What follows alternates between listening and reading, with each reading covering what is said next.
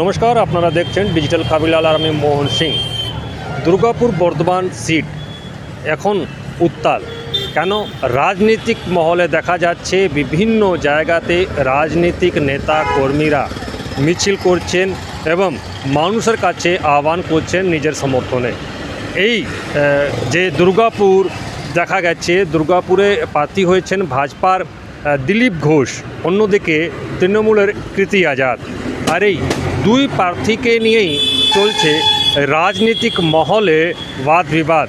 দেখা দিয়েছিল কদিন আগেই আমরাই যে জায়গাতে একটি মন্দিরে শরণ নিয়েছিলেন কৃতি আজাদ। কেন?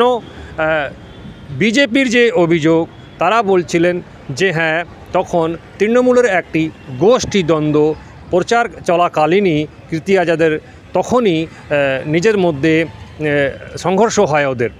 তার জেরে কৃতি আজাদ একটি মন্দিরে গিয়ে শরণ নিয়েছিলেন। আর এই জিনিসটাকেই নাটকের মাধ্যমে আজকে আবার ওই জায়গাতেই, ওই মন্দিরেই দিলীপ ঘোষ, ভাজপা ক্যান্ডিডেট যিনি বর্ধমান দুর্গাপুরের, তিনি ওই মন্দিরে গিয়েছেন এবং প্রণাম করেছেন।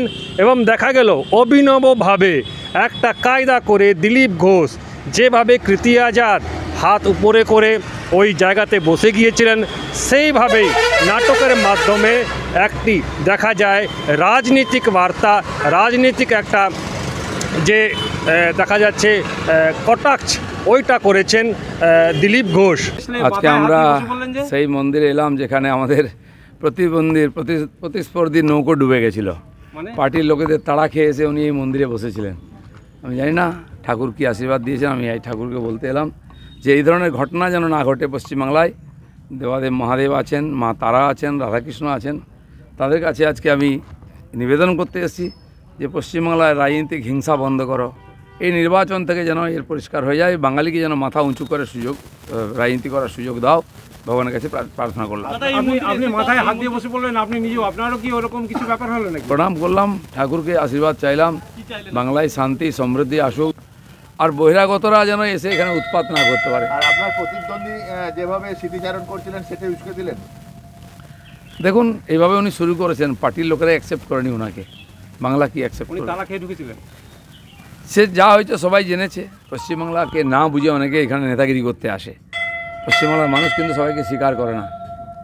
অন্যদিকে দেখা যাচ্ছে যে এই পুরো ব্যাপারটা যে আজকেই বলা যায় যে আজকেই যে ইলেকশন কমিশনের গাইডলাইন অনুসার আজকেই যে নির্বাচন থমে যাবে, প্রচার থমে যাবে এবং যারা যারা ক্যান্ডিডেট আছে তারা আজকেই যে নির্বাচন প্রচার যে সেই বিধি লাগু হয়ে যাবে, তাদেরকে বন্ধ করতে হবে। কিন্তু দেখা যাচ্ছে এই দিলীপ ঘোষের অভিনব কায়দাতে এখন রাজনৈতিক মহলে ছড়িয়ে পড়েছে গুঞ্জন, একের উপরে আরোপ প্রত্যারোপ। এবং অন্যদিকে দেখা যাচ্ছে যে কৃতি আজাদ যেভাবে এইখানে বসেছিলেন, সেভাবেই ঠিক যে দিলীপ ঘোষ সেই একটা কায়দা করে ওনাকে কটাক্ষ করেছেন। দুর্গাপুর থেকে ডিজিটাল খবরিলালের জন্য মোহন সিং। ডিজিটাল খবরিলাল, খবর আপনাদের, নজর আমাদের।